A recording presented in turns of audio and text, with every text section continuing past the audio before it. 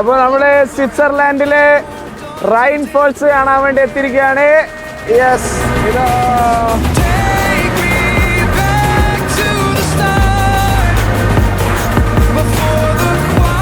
ഭൂമിയിലെ സ്വർഗം എന്ന സ്വിറ്റ്സർലൻഡിലാണ് ഇപ്പോൾ നമ്മളുള്ളത്. യൂറോപ്പ് എന്നും എൻ്റെ ബക്കറ്റ് ലിസ്റ്റിലുണ്ടായിരുന്ന ഏറ്റവും പ്രധാനപ്പെട്ട ഒരു സ്ഥലമായിരുന്നു.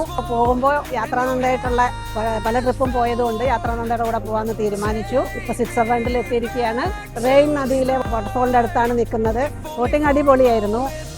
ബോട്ടിങ്ങിൽ ആ വാട്ടർഫോളിൻ്റെ അടുത്തേക്ക് പോകുന്നതും ആ നനയുന്നതും ഈ തണുപ്പിലും ആ നനയൽ അതൊരു അനുഭവമായിരുന്നു. ലോങ് പ്രോസസ് ആവുന്നു ശങ്കൻ വിസയൊക്കെ സംഘടിപ്പിച്ചെടുക്കല്. അപ്പൊ അതിനു വേണ്ടി നമ്മളെ സജ്ജരാക്കണം. നമുക്ക് അറിയില്ലാത്തതൊക്കെ വേണ്ടതെന്ന് ഇപ്പൊ ഓഫീസിൽ നിന്ന് വിളിച്ച് അമയാന്ന് പറഞ്ഞൊരു കുട്ടിയുണ്ട്. അവരെ എത്ര പ്രാവശ്യം വിളിച്ചത് ഓരോ കാര്യത്തിനും വിളിച്ച് നമ്മളെ ആക്കുന്നത്. യാത്രാനന്ദ ടീമിൽ എല്ലാവരും വളരെ മികച്ചവരാണ്.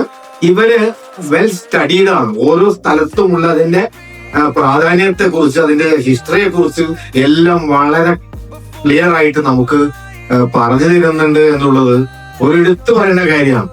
ഈ ടുലിപ്പ് ഗാർഡൻ തീർച്ചയായിട്ടും കാണണം. ഞങ്ങള് ചെടികൾ ഇഷ്ടപ്പെടുന്ന ആളാണ് ഞങ്ങൾ രണ്ടുപേരും.